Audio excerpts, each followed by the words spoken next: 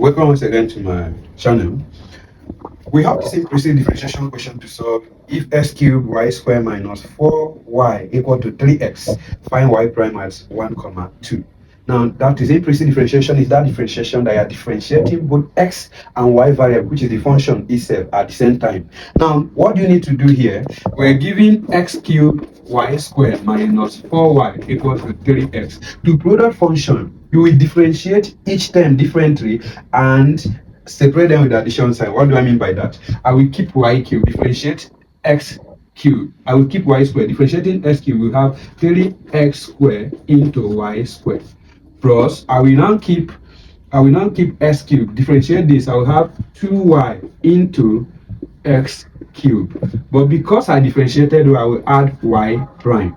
Then minus, differentiate this again. 4. You add y prime. Then equal to 3. So that is it. I want all the y prime to be at the same side. I will have y prime into this times this will give you 2x cubed y. That is this times this.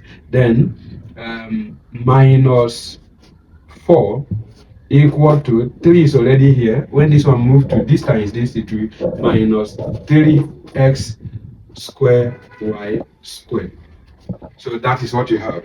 You can see from here, therefore, our y prime is going to be, I'll have 3 minus 3x square y square, all divided by 2x cubed y minus 4.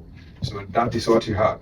So which, if you want to factor it, you can have it as y prime equal to 3 into 1 minus x squared y squared, all divided by 2 into x cubed y minus 2. So, but you see, they say y that you should find y prime at 1, 2. This coordinate point they give you is, this one stands for x, y this one stands for the value of y. So you substitute.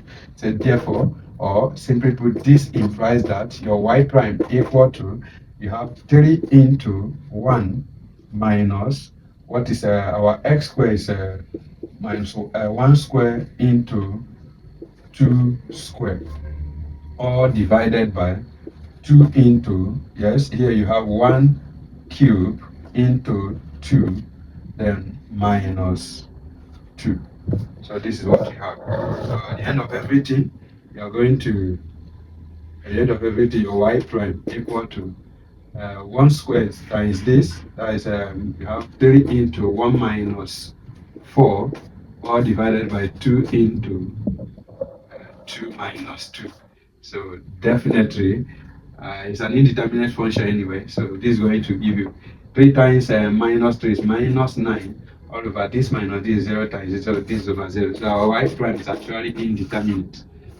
So it's indeterminate, it's infinity. So that is the solution that we obtained from it based on the value of the coordinate point that they gave us. Thanks for watching. Follow for more. Have a wonderful day.